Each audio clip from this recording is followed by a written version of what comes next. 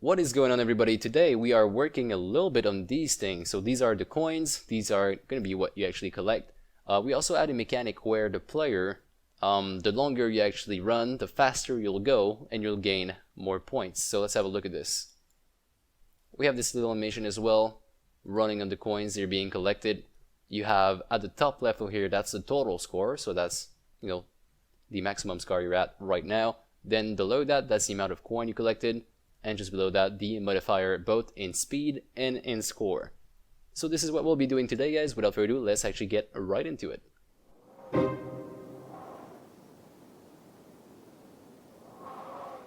Okay, so we got a couple things to do, a little bit of code and then a lot of menus. So let's go ahead and start by the player motor. We're going to reopen the player motor again. We're never going to be done with that one until we're done with the game. This is something we're going to be playing around with a lot. So what we're doing today is we're implementing the modifier mechanic, which also means our player is going to get faster over time. To do this, I am going to take out this speed value. We have a speed value over here. Let's just push it out a little bit down below, and I'll create a new section for that. So speed modifier. And to actually go and create a speed modifier, we need a few things. First, we need the speed, which we have. Then we need to know when was the last time we actually increased the speed. So we'll do a float speed increase last tick. And I have some issues with my keyboard, I don't know why. Next one, private float speed increase time, which is how long is it going to take for us to have a speed increase. Now I put it on 7.5. That's obviously a little bit too small. Actually, you know what? Let's put it smaller than that so we can see the modifier change much faster. But then eventually, in the end, we'll want to bump this back up so our player doesn't have increased difficulty every 2.5 seconds. That would be a little bit crazy. And finally, how much do we increase the speed by? So speed increase amount. And I'll put that on 0.1 for now. Again, something we can modify later. So every 2.5 seconds, we're going to grow this number right here by 0.1. How do we actually put that in the game? It is quite simple. We're going to go down here in the update, and as soon as we're running, so we need to have the isRunning call right there, and then once we are running, we're going to say something like if time.time minus speed increase last tick, if that's bigger than the speed increase time, then we're going to go ahead and just do a speed increase last tick is equal to time.time, so we reset it, and then speed plus equal speed increase amount. Now we're also going to need to change the text, so change the modifier text. Is it something we can do right here? Do we have access to the text? So we do not have access to the text right here for the speed modifier, the one we have right there. This is actually in the game manager, so we're going to have to go inside of here in the game manager and actually create a function that allows us to call this. So we already have update score, but that one is not the one we want. We'll want to have something like update modifier. So we'll do public void update modifier. And when we do receive the update modifier, we're going to take in another field, which is going to be a let's do a float amount, or actually modifier amount. So modifier amount. So this number right here, it's going to be, I'm thinking about having it on a 1 when we start a game, and then every time we go up by 0.1 in speed, we can also increment the modifier by 0.1. So you're going to gain that speed, you're going to gain actually that amount of points faster based on your speed. So back on the player motor, I'm going to go right here, I'm going to say, we're going to go ahead and change this for game manager instance update modifier, and then the modifier is the float. So I'm actually going to go back and create a new value so I can keep track of what was the original speed. So I'll do a private float original speed. This way I can actually keep track of what is the speed, and in fact I think I can do that if that's allowed in C#. No, it's not. Okay, let's leave them both on 7. In case you really want to have this one match the other one, you can put it in the start. So you can say speed is going to equal to original speed. Now, having that done, we keep the information of the original speed, so 7, and then we have this value increment over time. Let's go back in the update modifier. We're not shooting speed. We're going to be shooting speed minus original speed. At that point, you're going to see that on the other end, we'll receive 0.1. So here, we're always going to be basing ourselves on the fact that our original modifier is 1, and then whatever we get in the modifier amount is always going to be something we add on top of it. So let's go ahead and do modifier.text. Oops, modifier.text. Actually, let's do modifier score. And that one is I'm not sure, that's a float. Okay, so modifier score is going to be equal to 1f plus modifier amount. This is the hardest word to write for me for some reason. Modifier amount, and then we'll do a update scores. So let's see how this turns out in the game. So I'm going to press play on this thing and then swipe down. We're going to wait 2.5, and then you're going to see that is our modifier right here. Of course, it is going, super fast, faster than it should be in the game, but that's how we want it for right now for testing purpose. Now it is really hard to see, but I've been seeing an increase in the amount of space we have in between the cyan ray, so we are going faster over time, and our player is just going to reach a crazy speed at one point, which is going to cause him to fail no matter what. Or if we wanted to, we could clamp our actual speed at one point.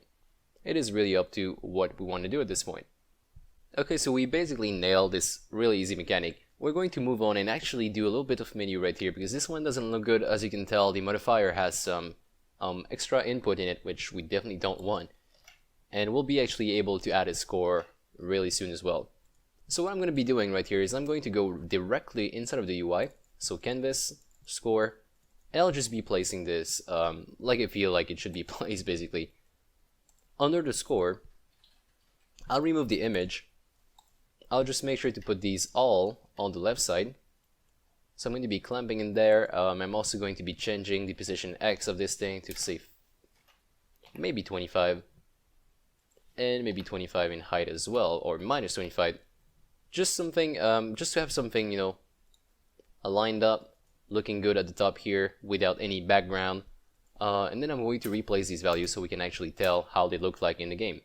In terms of color, I'm not quite sure what kind of color I'll want to go through. And I also want to be adding a little X next to this thing, so let's go into code really quick. I'm currently in the game manager. I'm going to go right here where the modifier text is, and here we do modifier text.text is equal to the score to string.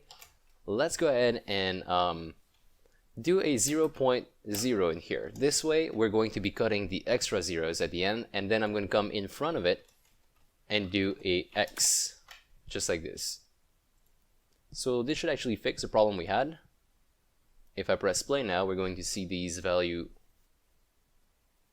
right here, and for some reason we start at 0.0, which is not something we'd like. So let's actually go back in the await call. I'll make sure that before we do a update score, we're actually going to go ahead and say modifier text.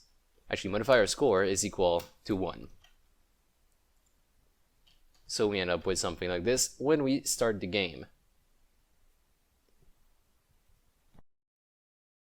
Next up, let's tackle the score. So we have a scoring system at the top here. We never actually used it properly. So let's go ahead and start coding a little bit of that. For the score though, we're going to need to actually keep track of it in the game manager. That's where we're going to keep track of, like the score text, the coin text, and well, actually the score and then the coin score. We keep it in here, and we're going to keep it in here. So as soon as the player does something like captures a coin, or does something else in the game that gives you point, which I am not fully aware what does yet, unless it's like running or capturing a coin, then we're going to tell the game manager that something happened, and then we can actually update the score.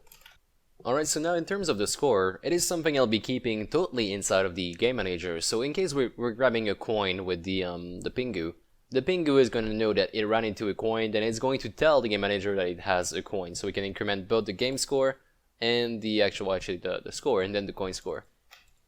Other than that, there is the running mechanic. So the more you run, the longer you run, you have more points. This is going to be actually kept track in the update. So we have the update over here. If the game is not started, we look for starting inputs. And now let's go down here. So if the game is started, so if game is started, then we can go ahead and do bump up the score, basically. So bump the score up. The way we want to be doing this is, I feel like we're going to be giving actually 1 point every second, and then we'll just modify that by the modifier. So let's do score plus equal, and then we'll do time the delta time times modifier. So with this, we should be good, and then of course we have to do an update score. But if we do an update score, I feel like that's going to be super heavy on the CPU. Alright, so after thinking about it a little bit, maybe we should not be using this update score. Maybe we should be using a single, well, not even a function, just this call basically. We should be putting it here instead of using update score. Because if we use update score every single frame, then we're going to kill our CPU with 3 change of text on the UI. So that's definitely not something we want to be doing. I think I'll be simply calling it directly score text.text is equal to score to string. And then let's make sure there's only 1 digit on this one. Okay, so having this done, I'm quickly going to test it out, see if it works. Let's press play, and then nothing goes up. We press play. We have the score going up by 1 every second.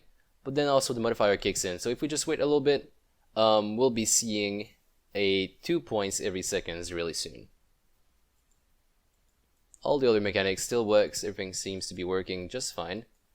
And now technically we should be having 2 points every second. So does that make sense? It sure feels like it. Okay, so we have this working.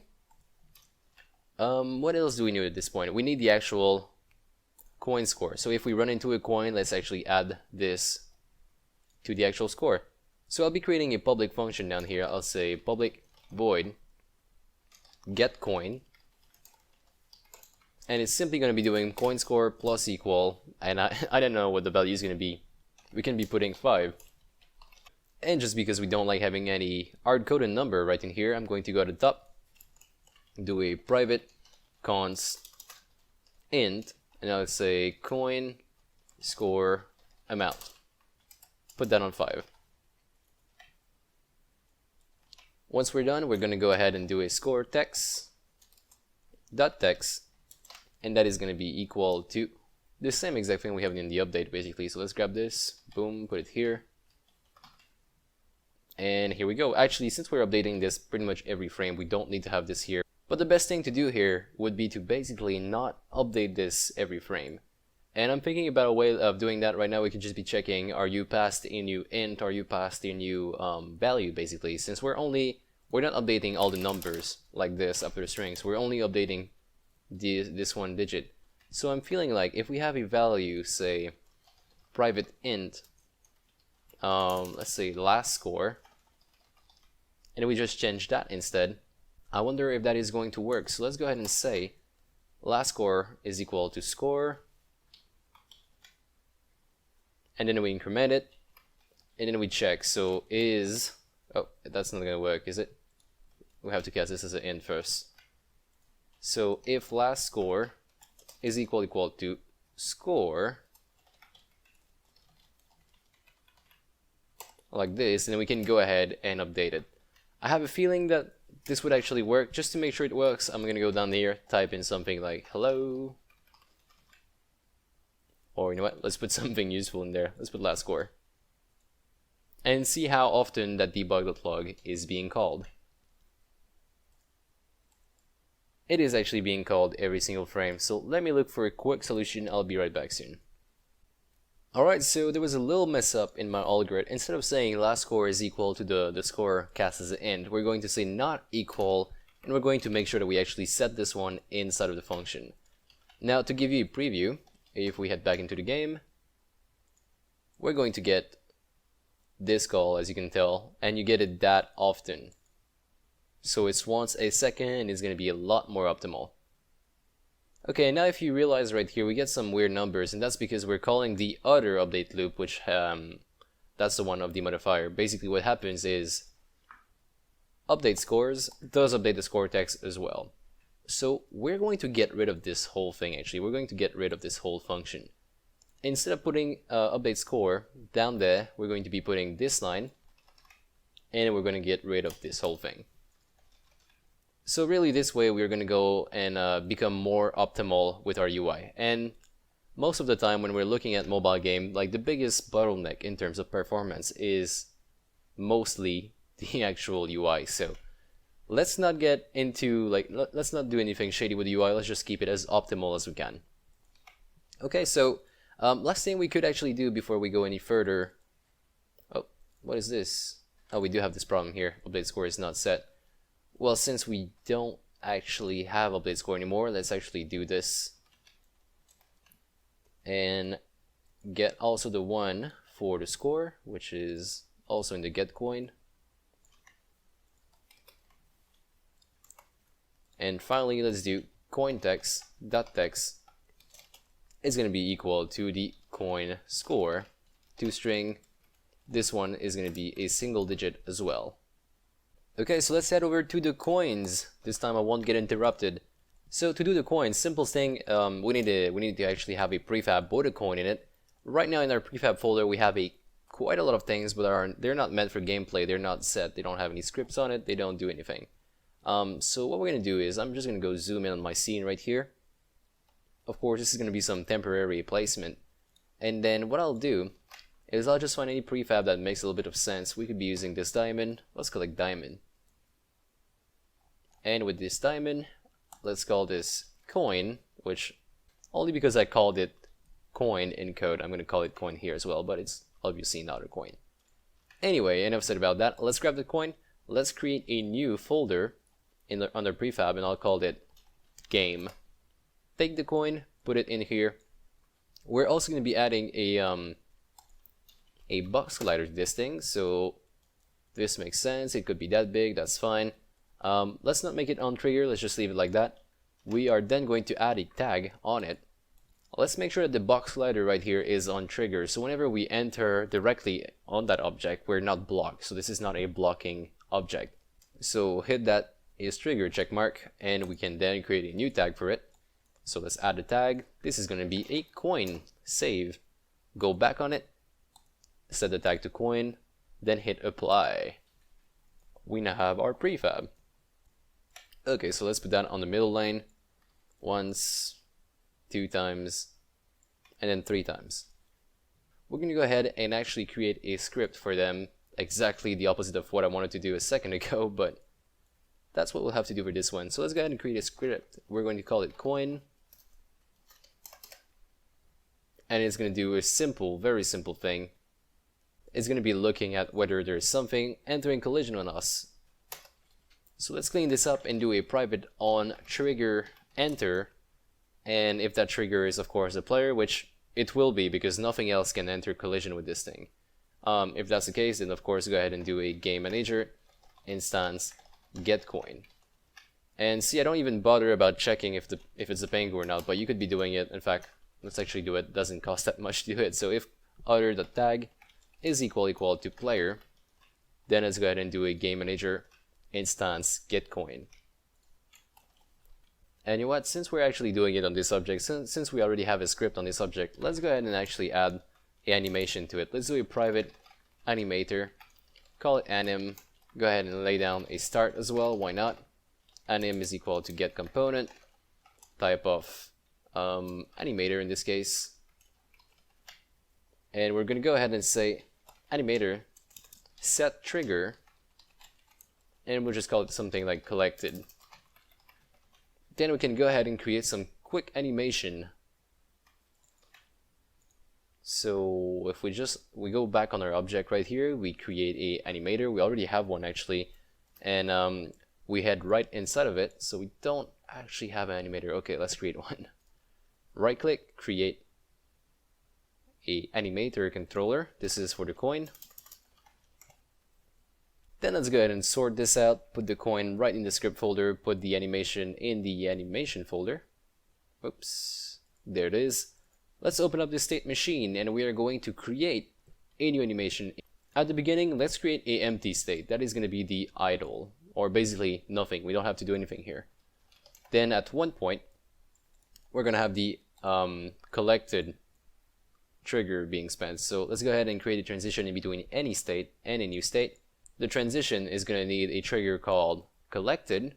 So we're gonna go ahead and create one trigger, call it collected, then click on this thing, and we're going to add a condition to this. But right now we can't do anything since we don't, well, we could do it, but there's like basically nothing here to play with animations. We don't have an animation.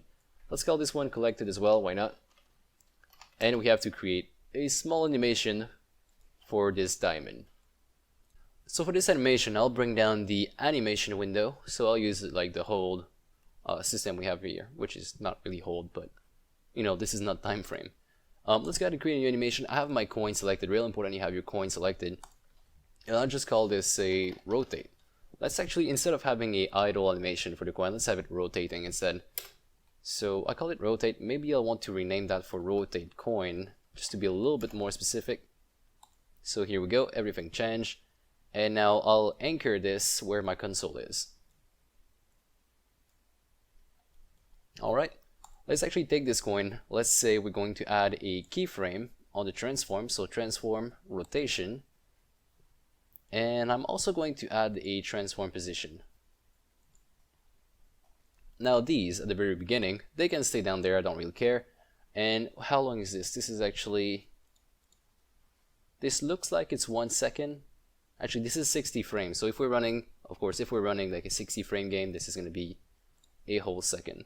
Let's actually make our animation on, say, 3 different seconds. So we're going to go up to 3. Right about here. And then what I did is I copied the frames we had here. I copied them so they're the exact same in the end. Now at 130, I'll actually bring this up a little bit. So let's actually put that on record. Bring this up just a little bit and have a full, actually a 180 rotation on it. So let's do minus 180. So we have something like this, and then it turns and it goes back down. It's going to keep doing that move over and over again. So if we play this, this is how the coin is going to look like when the game is on, well, basically, this is how the coin is going to look like when it's idle. Now we can go ahead and create a new coin animation by going under here, rotate coin, create a new clip, and this is going to be collect coin. Now we have to override the 2 properties we had a second ago. So we'll just go ahead and add the transform position and also rotation. We'll just leave them like that. And we'll also play with the scale. So add property, scale, and this is what I'll be doing. So at the very beginning, everything's going to be normal. Then the more we go over, say, a full 1.5 seconds, we're gonna actually go up and shrink. So go up like this and shrink to 0, 0, 0. Our animation should be, oh, I wasn't recording, my bad. So let's go back on 1 minute 30. Sorry, 1 second 30. Hit the record button and just shrink this. So 0, 0, 0, and actually bringing up right about there. If we play this again, now you're going to see it's gonna look like that. I might actually want to bump this up even higher.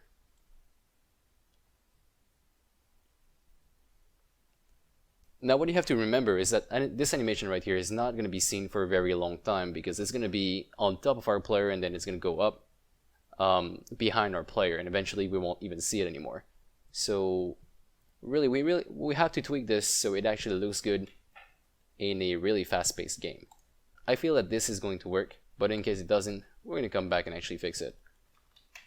So let's go ahead, go back on our player. Oh, this one has a lot of mesh. Don't open up the animation window with the player selected. It's going to be really scary. Yeah, so let's go back, open up the animator with our coin. And this is the entry right here. We see rotate. Let's actually go here, rotate coin. It's actually there for some reason. That's even better. And then we have the collect coin. Let's go under collect coin, find the collect coin clip. Here it is. Create a state, make transition in between any state and that state, and then in terms of parameters we can add the trigger collected, And I think that's, oh, well, we have to add the link also. So that transition over here, click on it, and make sure the condition to transition to it is collected, of course. Alright, so that should be pretty much it. Let's actually give this a try, see if it works. I'll be playing my game over here. I feel like they're rotating and then they go up.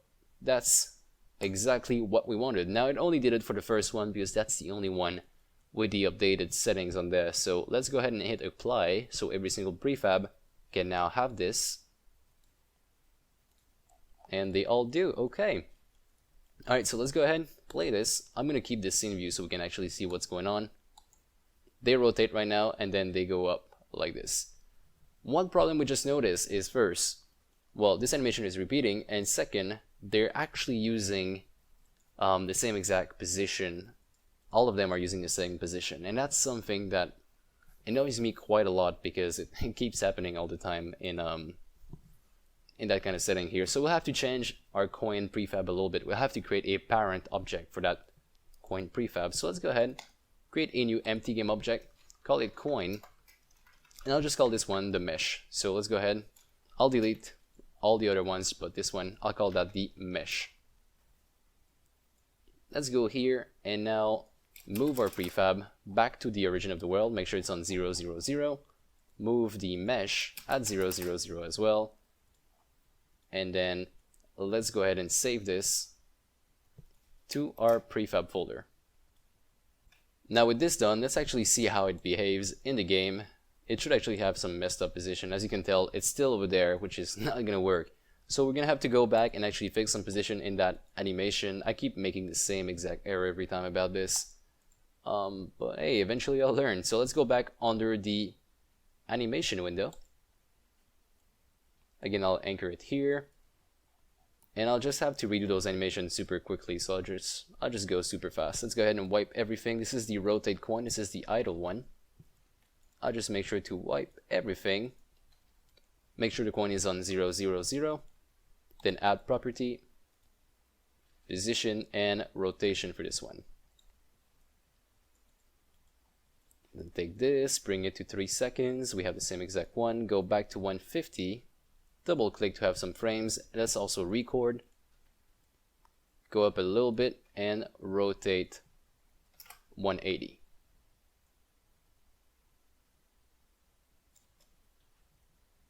So we have something like that. Okay, so that worked. For some reason, is that even the center? That doesn't look like it's in the center at all.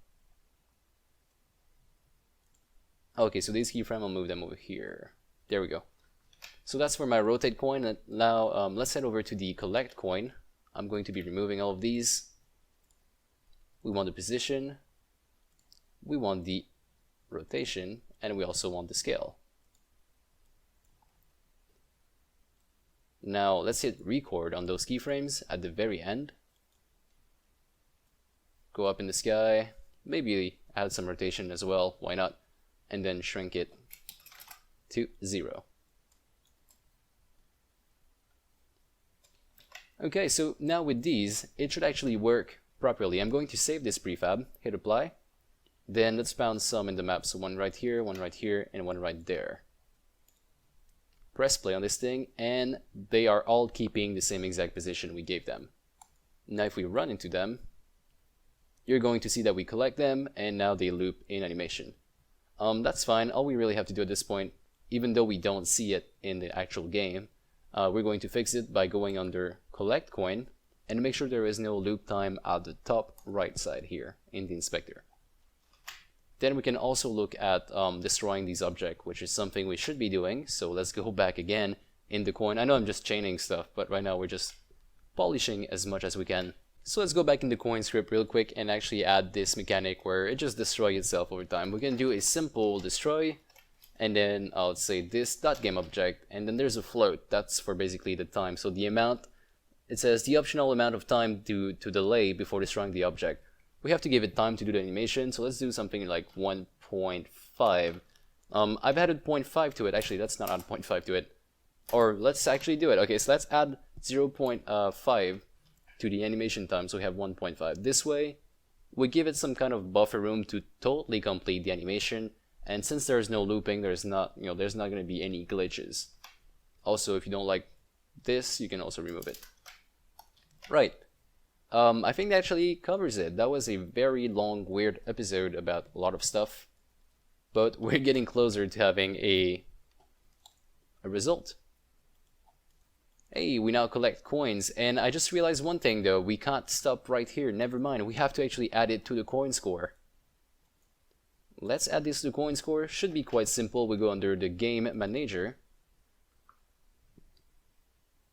and under that game manager we should have the get coin function. So where is the get coin? Right here. It does a coin score plus equal coin score amount, so that's +5, and then we simply change the text of the score, but we don't actually want that. Do we want to have something else? I just realized we're doing that wrong basically. Coin score is going to be ++, so we're going to gain 1 more coin. Now the score is going to be plus equal to the coin amount, so the coin score amount, and then we change the score, that's fine, but we also have to change the coin score text, or coin text, dot text. It's not going to be equal to coin score to string. So I'm simply going to be copying this line. And now we should actually be good to go. As you can tell, we're collecting coins and we're also gaining 5 points on the score. Alright, so we finally got this out of the way. The next thing we'll have to do is to start spawning the level, and that one's going to be quite complicated. Hopefully you don't drop off there, because once you're done spawning the whole level, it's going to look so good. The whole game is going to be so amazing, you don't even know. Guys, thank you so much for watching. Click the video on the screen to head over to the next video in this series, and also don't forget to like the video if you liked it. Check out the Facebook page, join us on Discord, and have a great day. That is pretty much it. I'll catch you in the next one. Cheers.